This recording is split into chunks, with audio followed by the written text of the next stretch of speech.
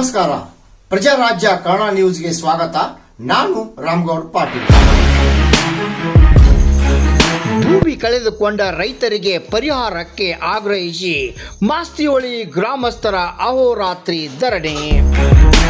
ಅಧಿಕಾರಿಗಳ ನಿರಂತರ ನಿರ್ಲಕ್ಷ್ಯದ ವಿರುದ್ಧ ತೀವ್ರ ಆಕ್ರೋಶಗೊಂಡಿರುವ ರೈತರು ಬೆಳಗಾವಿ ಉತ್ತರ ವಲಯ ಕಚೇರಿಗೆ ತಮ್ಮ ಎತ್ತುಗಳ ಸಮೇತ ಆಗಮಿಸಿ ಮುತ್ತಿಗೆ ಹಾಕುವ ವಿನೂತನ ಪ್ರತಿಭಟನೆಗೆ ಮುಂದಾಗಿದ್ದಾರೆ ನೋಡಿ.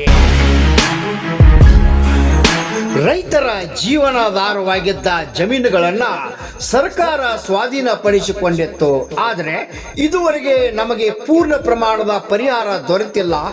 ಎಷ್ಟೋ ತಿಂಗಳಿಂದ ಕಚೇರಿಗೆ ಅಲಿಯುತ್ತಿರುವ ನಮಗೆ ಫೈಲ್ ಬಂದಿಲ್ಲ ಎಂಬ ಹಾರಿಕೆ ಉತ್ತರವನ್ನೇ ಅಧಿಕಾರಿಗಳು ನೀಡುತ್ತಿದ್ದಾರೆ ಎಂದು ರೈತರ ಆಕ್ರೋಶ.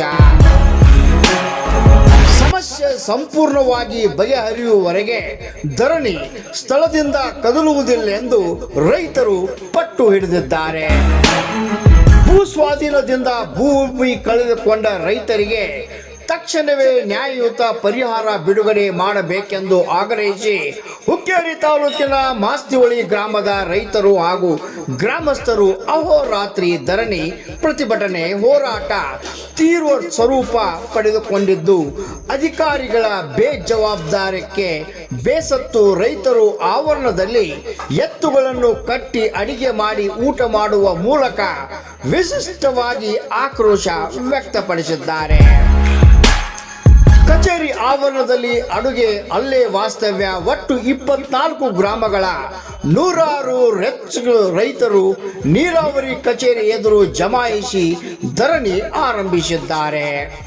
ಅಧಿಕಾರಿಗಳಿಂದ ಯಾವುದೇ ಸೂಕ್ತ ಸ್ಪಂದನೆ ಸಿಗದ ಹಿನ್ನೆಲೆಯಲ್ಲಿ ಕಚೇರಿ ಆವರಣದಲ್ಲಿ ಒಲೆ ಹೂಡಿ ಅಡುಗೆ ತಯಾರಿಸಿ ಅಹೋರಾತ್ರಿ ಧರಣಿ ಮುಂದುವರಿಸಿದ್ದಾರೆ. ರಾಮಗೌಡ ಪಾಟೀಲ್, ಪ್ರಜಾರಾಜ್ಯ ಕನ್ನಡ ನ್ಯೂಸ್, ಬೆಳಗಾವಿ, ಎಡಕಲ್ ಡ್ಯಾಮ್.